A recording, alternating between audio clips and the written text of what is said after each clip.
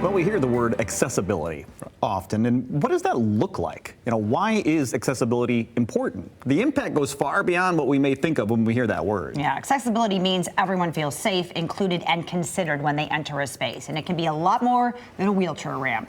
A special event is going to take a deep dive in how we truly make spaces more accessible. It's called Absolutely Accessible West Michigan. We've got Nicolette Driggs. She is the coordinator of Absolutely Accessible Kent. Vicki Schmidt is part of the Test Pilot program. Ladies, thank you so much for being here. Thank you for having us. Absolutely. So let's talk about Absolutely Accessible West Michigan, right? So was it something different? You guys have renamed it, kind of really encompassing all of West Michigan in this event, right? Yes. Okay. So it started out, this will be our 8th annual. So it started out way back, pre-pandemic, as Absolutely Accessible Kent. Okay. And so it was brought together by our executive director, Dave, and some of our community friends who are like, we really need a space to talk about accessibility and really provide opportunities for education and training and really get all of our community members who are in the built environment together to really have this conversation.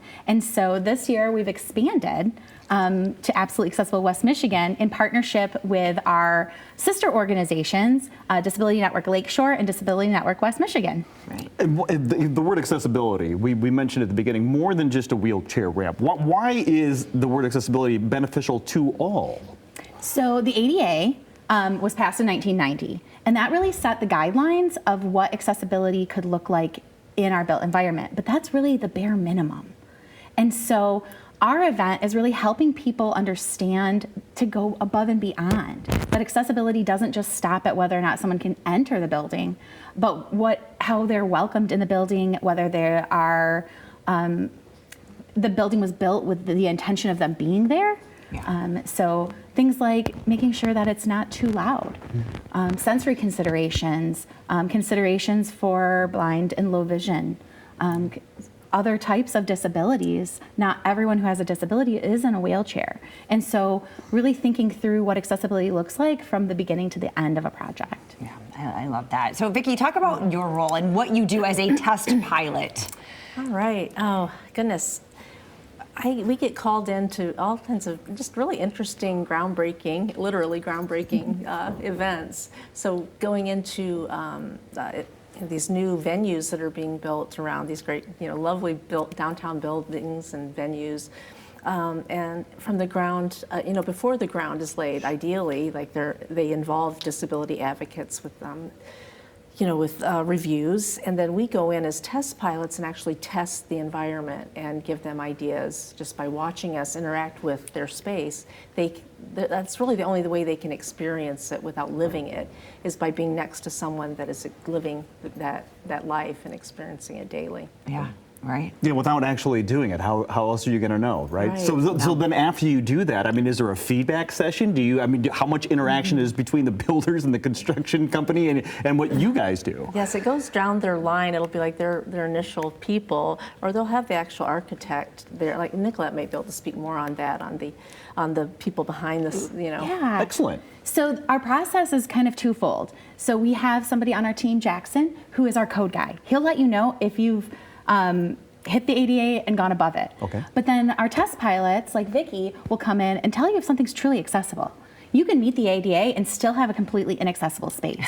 For real? Yeah. You can be ADA compliant and still not be functional? Correct. Oh my. Because the ADA doesn't take into all types of disabilities into consideration. Neurodiversity was not even a consideration when the ADA was passed.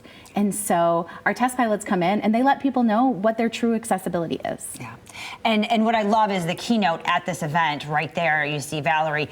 She's talking about accessibility for marginalized communities, because that really is, when you're talking accessibility, when someone feels safe and included and thought of, that is what that is. So this conversation can go on and on and on. Yeah. And it's really cool that we have this here to be a part of it. So who is this for? Who can attend?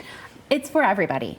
There's going to be a space for real estate agents, because if we're not building homes that are accessible, selling homes that are accessible, people aren't buying homes that are accessible, people don't realize that need is out there. 1 in 4 people, adults, have a disability in the United States. but we have a very small amount of homes that are truly accessible. And so there is a space for people who are looking to buy homes, build homes, live in homes, right? Community members, urban planners, students, designers of all kinds.